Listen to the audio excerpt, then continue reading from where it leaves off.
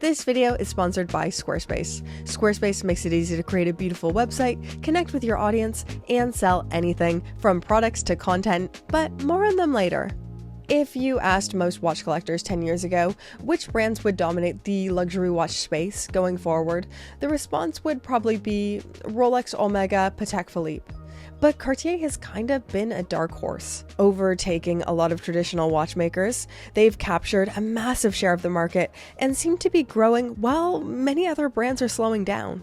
So here's what Cartier is doing right, how they are growing so quickly, and what are they doing differently. Before we go any further, this video is largely based on the Morgan Stanley Swiss Watch Report and the Vontobel 2025 Swiss Watch Report, which are based off of estimates in a famously opaque industry. Swatch Group recently posted a fairly spicy letter in their investor space saying the report's findings were erroneous and mistaken, which is all to say, Swatch isn't a fan.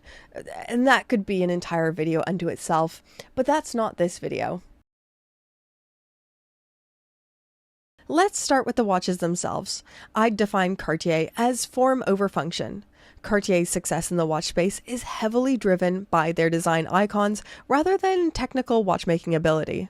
Now, that's not to say they lack technical ability or their movements suck. They don't. It's just not at the forefront or the defining thing of what they do. They are recognizable luxury objects, not just watches. I think of the Cartier Tank, Santos, Tortue, even the Ballon Bleu. These are really well-known designs that have stood the test of time. They are instantly recognizable, easy for fashion, luxury, and even watch enthusiast buyers to be excited about. I haven't been into watches for as long as a lot of enthusiasts. So I remember in about 2017 when my husband was asking me if there was any nicer, fancy watches I'd ever want to have. And I only wanted a Cartier Santos or a Cartier Tank. I didn't care about movements or anything like that. I just really liked the way these looked, and Cartier was a name that I knew. I've been in the deep end of watches for 7-8 years now, and I still freaking love Cartier. And I think this is something people have held against them as well. Like, they aren't the most technically ambitious, but I feel like they focused on one thing: having a good and memorable wearing experience. You put them on wrist, they just work. That wasn't the most descriptive. I hope people know what I mean. I think Cartier knows who they are. They don't want to compete in movements and complications, which limits their audience. They do form first, and it's working. I'd describe their price positioning as accessible icon. If we look at the typical price range across a few different brands, Cartier comes in around $5,000 to $12,000 USD-ish. Of course, there are some that are more expensive, but that's the general entry-level prices, and they still offer high prestige, instant brand name recognition, lower entry prices than Rolex, and more iconic designs than Omega. That one's gonna get me in trouble. Maybe not more iconic, but more recognizable to not watch people. All these factors working together creates an ideal first luxury watch, or maybe even only luxury watch for many buyers. I think it's easy for watch enthusiasts to forget that we aren't the majority of purchasers. We aren't the biggest fish that watchmakers are trying to capture, although still important, but the widest net they can cast is with the masses. Cartier's prices still hurt. You feel that luxury sting. It is a big and special purchase without being as punchy as other brands. What's weird about Cartier is that they're still very easy to buy. They're very accessible. They're not like Rolex or AP with waiting lists to purchase their most iconic models. Instead, their most iconic models are available to buy, and it's specific niche privé models that are difficult to acquire. I think this is really what separates Cartier. They're not relying on limited editions or manufactured scarcity. The widely desired models are available, while a few special precious metal collector pieces are harder to get. This is a really tough tightrope to walk, but they're doing it and making it look easy. 6 months ago, I received a comment from a fellow fabulous watch geek. I'll put it on now, but it was really just highlighting how watch brands are really missing out on a major demographic by not focusing on female buyers, and how nobody seems to understand this except Cartier. And she's absolutely bang on here. The female watch buying market is growing faster than the men's and remains very underserved. A majority of Swiss brands still design male-first products, and it makes sense. Men are still the majority of watch purchasers, but the female portion isn't insignificant, and Cartier has always made pieces that feel natural for men and women alike, and this is a very, very difficult thing to do. Just like making a website is also a very difficult thing to do, and this is where we need to talk about today's fabulous video sponsor, Squarespace. Was that my favorite transition? No. But for real, Squarespace has made it possible for me to have a website that looks unreasonably good. I could never make something that looks like this by myself. I've never been a person who's good at aesthetic things and arranging things well. So I needed their cutting edge design tools that make it so anyone can build a bespoke online presence. So you could do it the way I did, choosing from their library of professionally curated templates, plug in your information, and add your own mustard to it. Or you could use their Blueprint AI, just using a few basic prompts and let the AI magic do all the heavy lifting. They have templates for every niche. Whatever you're doing, they've got you covered. Maybe you sell stuff, products, services, or both. Squarespace has everything you need to grow your business and get paid all in one place with easy online payments, inventory, shipping, and fulfillment already built in. On top of that, their SEO or search engine optimization tools help you get found so you show up higher on search engines and your ideal customers can find you. You guys already know it. I say it all the time. I've been using Squarespace since before they were a channel sponsor. I'll be using them long after. If this sounds like something you want to try out, head to squarespace.com/BritPierce. Use my link. It's in the description down below to save 10% off your first purchase of a website or domain. Use my code BritPierce. I'm a huge fan of what they're doing, and thank you so much to Squarespace for sponsoring this video. Okay, let's talk about the jewelry brand positive feedback loop. I was hesitant to put this one on here because there will be a faction of enthusiasts who minimize Cartier's watches because they also create jewelry. But the thing is, jewelry and horology is forever interconnected. You can't untangle one from the other. And this sentiment that tool watches are the only real watches is a relatively new thing in the timeline of horology. A lot of jewelry makers are exceptional watchmakers. I think of Chopard. Chopard was a watchmaker before jewelry. Louis-François Cartier, the founder of the House of Cartier, was a watchmaker, completing a watchmaking apprenticeship. Cartier shouldn't need to defend their watchmaking heritage against tool watch purists. I really dislike this attitude of discrediting brands because they also make jewelry.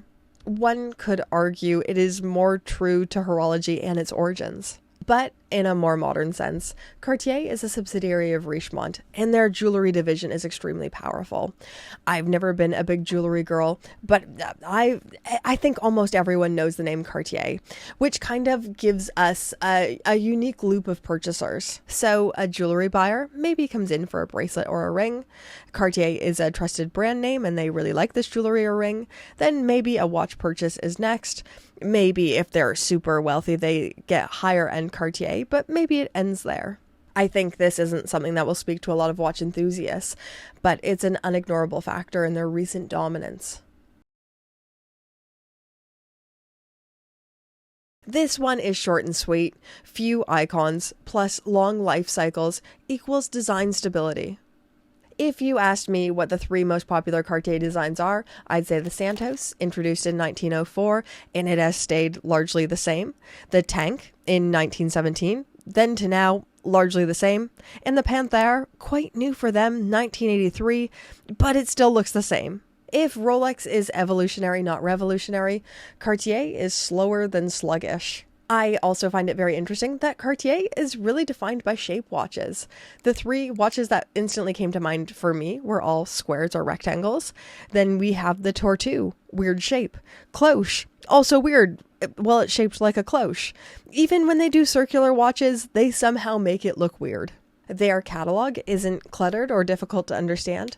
The tanks all look like tanks, as do the Panthers. I think the only place of confusion could be with the Santos de Cartier versus Dumont, but it's not that hard to figure out.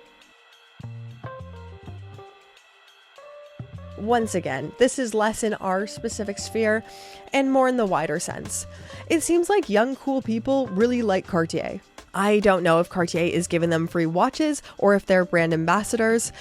It could be that. And even if it is that, it's brilliant marketing. As an older person looking in, it seems like young, cool people are excited about this brand, and it is bringing a freshness and excitement into watch collecting, and I think that's awesome.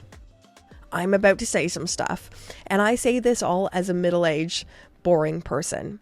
I think sometimes the things we think young people will like, or the designs we consider youthful, aren't actually the things that young people right now like. For example, I always think of Tudor being the more youthful, young person's choice of the Hans Wilsdorf Foundation. But when I go shopping with my nieces and nephews, they seem to like IWC Portofinos and JLC Rendezvous. Now, this is by no means an authoritative sample pool, but from what I see, young people seem to like timeless, understated, classic watches. It's almost like a flight to quality response we've seen as the pendulum swings from oversized sports watches to smaller, more classical proportioned dress pieces. Cartier is arguably the best positioned brand for that trend. And finally, I think it's all these things working together.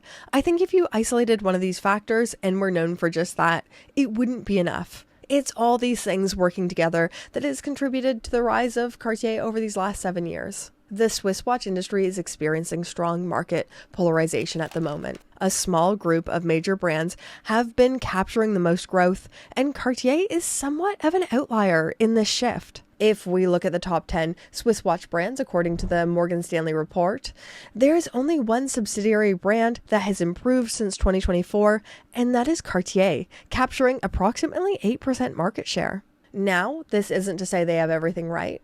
I think there are two potential pitfalls Cartier needs to be managing and aware of. For one, horological credibility versus the competition. We talked about this earlier in the video, but they don't have the same watchmaking reputation. They are sometimes seen as a jeweler that makes watches and not a proper maison. Whether that is warranted or not, I would say that's the general enthusiast outlook. Hardcore collectors generally still prefer Rolex, Omega, Vacheron Constantin, Patek Philippe. And two, secondary market weakness. Cartier resale performance is a lot like everyone else. Most brands are cheaper going secondary. To me, this makes their overall sales even more fascinating. I wonder if they want to lean into a few more hype pieces and limited editions. Although, I don't think they need to. Anyways, guys, this is my take on why Cartier has been dominating over these last 7 years. But these are just my thoughts and opinions. I'd love to know yours in the comments down below. Do you think I missed anything? Do you think I got anything wrong? I can't wait to have a conversation down there. I love the comment section. I love our community here. And you guys are always far smarter than me. Thank you so much for your viewership. Thank you to Squarespace for sponsoring this video. And thank you to the Pope Tier patrons. Aw yeah, get their names on the screen. Oh, patrons. Oh my goodness. I'm so under the weather. My voice is so raspy. And I had to film this a second time because my audio didn't work for whatever reason the first time. So I'm not in a good way. But you know, you're great. So forget about me. Let's talk about you. Thank you so much for supporting my weird little channel. I'm so glad you enjoy the work we put into these videos, that you're enjoying these videos. I love making them. I think I have the best job in the whole world. Thank you for supporting what we do, and I hope you keep enjoying it. And even if you don't, I hope you keep enjoying watches forever. They're awesome. You're awesome. And we'll see you in the next one.